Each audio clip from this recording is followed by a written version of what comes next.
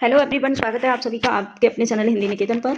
तो महत्वपूर्ण अपडेट निकल कर आ रहा है, बीपीएससी की तरफ से एक नया अपडेट निकल कर आया है और कहना चाहूँगी छोटा सा वीडियो है, वीडियो को लास्ट तक जरूर देखिएगा।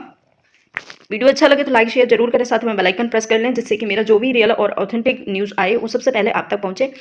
पहली न्यूज़ है कि शिक्षक भर्ती के तीसरे चरण में नया आरक्षण लागू होगा। ये भी मैं बताऊंगी क्या ये न्यूज़ है। साथ है कुल सीटों की संख्या क्या है, अपियरिंग मामला क्या चल रहा है, क्या होगा अपियरिंग में। दूसरा है उम्र सीमा में क्या छूट मिलेगी। भाषा अर्हता में भाषा का जो पार्ट है वो जुड़ेगा या नहीं जुड़ेगा। डोमिसाइल का क्या सरकार कह रही है क्या, और क्या बीपीएससी की मंशा है। इन सारे जो भी अपडेट हैं उन सब पर वन बाय वन हम बात करेंगे। तो सबसे पहले हम बात करेंगे आरक्षण नीति पर कि क्या आरक्षण नीति नई लागू हो रही है बीपीएससी में तीसरे चरण में। जैसे कि न्यूज़ आई है शिक्षक भर्ती तीसरे चरण में नया आरक्षण लागू होगा। तो सबसे पहले ये अपडेट देखते हैं, उसके बाद हम देखेंगे दूसरी अपडेट।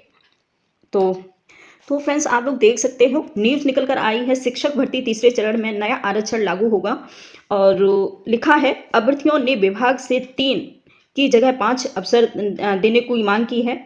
अब देखते हैं ये है कि बीपीएससी इनको मानती है कि नहीं 5 अवसर, क्योंकि 3 अवसर बहुत कम है।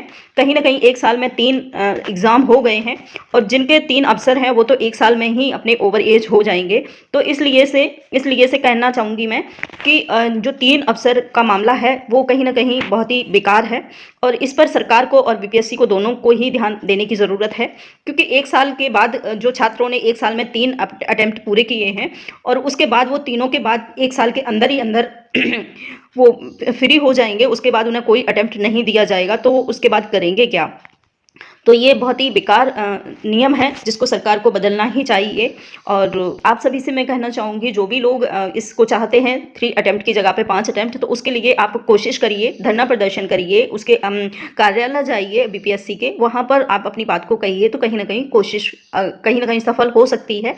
इसके बाद है दूसरी न्यूज़ है 87,000 रिक्तों में सबसे अधिक उच्च माध्यमिक में होने की संभावना है। उच्च माध्यमिक जो वैकेंसी हैं सबसे ज़्यादा बोला जा रहा है कि उसमें वैकेंसी ज़्यादा होंगी उच्च माध्यमिक में, यानी कि 9 से लेकर के 12 तक। इसमें सबसे ज़्यादा जो रिक्तियां हैं वो उसमें हैं। तो देखते हैं, अभी तो कोई ब्यौरा नहीं आया, इस पर भी बात करेंगे। साथ ही सबसे मेन मुद्दा है वो है आरक्षण का मुद्दा भी हम लोग एक बार देख लेते हैं। यहाँ से देखेंगे इस बार बीपीएससी की ओर से जारी तीसरे चरण की नियुक्ति परीक्षा में नए आरक्षण नियमावली से रिक्तियों को भरा जाएगा। आयोग के सचिव रवि भूषण, जो नए सचिव बने हैं, रवि भूषण ने बताया है कि बिहार में पहली बार शिक्षक नियुक्ति परीक्षा में नए आरक्षण नियम का पालन किया जाएगा। हालांकि में सबसे पहले कृषि विभाग के अंतर्गत आई रिक्तियों में नए आरक्षण नियम के अनुसार आवेदन किया गया है। इसका लाभ आरक्षित श्रेणी के वर्ग में आने वाले अभ्यर्थियों को मिलेगा और किन को मिलेगा, कितना आरक्षण है ये हम देखेंगे। यहाँ लिखा हुआ है नियमावली के हिसाब से ईबीसी के अभ्यर्थियों को 25%, पिछड़ा वर्ग के जो अभ्यर्थी हैं उनको 18%, दूसरा है एससी के जो अभ्यर्थी हैं उन्हें 20% और एसटी के जो अभ्यर्थी हैं उनको 2%, और आर्थिक रूप से कमजोर जो वर्ग हैं उनको 10% का लाभ मिलेगा। और जानकारी के अनुसार इस बार 87,000 रिक्तियों में सबसे अधिक रिक्तियां उच्च माध्यमिक विद्यालय में आ रही हैं, यानी कि 9 to 12 में आ रही हैं, आने की संभावना है। राज्य में सैकड़ों विद्यालयों की उत्क्रमित करके उच्च माध्यमिक में बदला गया है। इसमें शिक्षकों की कमी है, कहा जा रहा है कि इसमें शिक्षकों की कमी है, इसलिए इसमें कुछ ज़्यादा रिक्तियों को निकाला जाएगा और कम रिक्तियां पहले से 5वीं में आने की उम्मीद है। जैसे कि पहली टीआई 2 में जो 5वीं में 1 to 5 में आई थी उससे कम है थोड़ी सी, और यही लिखा हुआ है। इसके बाद हम डोमिसाइल की बात करेंगे। डोमिसाइल मामला क्या है, डोमिसाइल मामला आना ही चाहिए, होना ही चाहिए, क्योंकि अन्य जो स्टेट के अभ्यर्थी हैं वो तो हमारे बिहार से ले जाएंगे, अपनी वैकेंसियों को ले जाएंगे और कहीं ना कहीं वो उन पर अपनी दावेदारी कर लेंगे। लेकिन बिहार के जो अभ्यर्थी हैं, कहना चाहूँगी बिहार के जो अभ्यर्थी हैं वो क्या करेंगे, उनके लिए भी तो ज़रूरी है भाई। तो ऐसा है कि अगर दूसरे स्टेट अगर डोमिसाइल लागू नहीं करते हैं तो बिहार को लागू नहीं करना चाहिए, अदरवाइज बिहार को लागू करना चाहिए, क्योंकि अब बिहार के सबसे ज़्यादा महत्वपूर्ण जो जनता है वो बिहार की होनी चाहिए, ना कि अदर स्टेट की। तो ये डोमिसाइल का जो मामला है वो सरकार को एक बार देखना चाहिए। दूसरी बात है अपियरिंग की। अपियरिंग में सीटेट वाले तो अपना डाल लेंगे ज़रूर, क्योंकि सीटेट का जो रिजल्ट है लगभग 15 से 17 तारीख तक आ जाएगा। 15 से 17 तारीख तक में जो 21 तारीख को जो हुआ था पेपर, 21 जनवरी को, उसका रिजल्ट 15 से 17 तारीख में आने की संभावना है। तो कहीं ना कहीं 17 तारीख तक सीटेट का रिजल्ट आ जाएगा। तो सीटेट वाले अपना रिजल्ट वो अपना जो है फॉर्म फिलअप कर सकते हैं, अपेयरिंग वाले।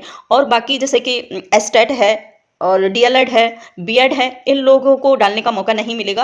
आयोग ने पहले ही कह दिया था कि ये लोग अपेयरिंग में नहीं डालेंगे, वो नेक्स्ट भर्तियों में चाहे भले ही डाल दें, लेकिन इसमें डालने का मौका नहीं दिया जाएगा। तो आप लोग इस बात को समझ सकते हैं कि अपेयरिंग में सिर्फ सीटेट वाले ही अप्लाई कर पाएंगे, क्योंकि उसका रिजल्ट आ जाएगा। और कहीं ना कहीं अतुल कुमार ने एक ट्वीट में कहा था, एक बोलते हैं कॉन्फ्रेंस में कहा था उन्होंने कि अपेयरिंग हो या कोई भी हो अभ्यर्थी, उनको रिजल्ट की मार्कशीट चाहिए। अगर वो मार्कशीट अपनी दिखा सकते हैं तो अपने डॉक्यूमेंट दिखा सकते हैं, तब तक अपने डॉक्यूमेंट की जो ब्यौरा है वो दे सकते हैं, तो कहीं ना कहीं वो फॉर्म अप्लाई कर सकते हैं, अदरवाइज नहीं कर सकते हैं। तो यही मामला है कि अगर जैसे डीएलएड वाले हैं, बीएड वाले हैं, एस्टेट वाले हैं, सबसे ज़्यादा दुख तो एस्टेट का है, क्योंकि एस्टेट के सबसे पहले फॉर्म भर गए थे लेकिन परीक्षा नहीं हो पाई, तो इस वजह से एस्टेट वाले पीछे रह गए।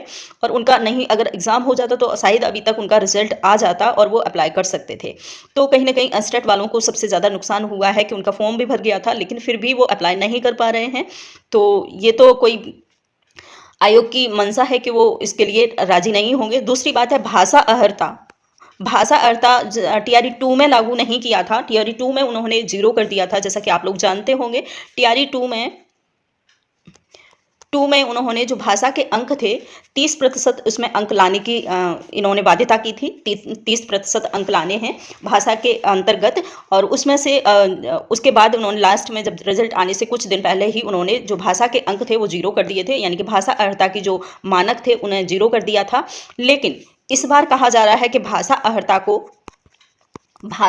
को कहीं ना कहीं लागू किया जा रहा है, लागू किया जा रहा है। ठीक है, तो आप लोग समझ सकते हैं भाषा अहर्ता को भी आपको ध्यान रखना है। और ये तो मानना ही पड़ेगा कि टाइम बहुत कम है एग्जाम के लिए, तो सरकार को ये सोचना चाहिए कि अकेला फॉर्म भरने से, एग्जाम दिलाने से, वैकेंसी निकालने से देश की व्यवस्था या राज्य की व्यवस्था नहीं सुधरती है। कहीं ना कहीं उस पर हमें काम करना होता है। और जो लोग, जितने भी लोग उससे संबंधित होते हैं, उनको भी साथ में मौका देना पड़ता है, उनको साथ में लेके चलना पड़ता है। व्यवस्था तभी बदलती है।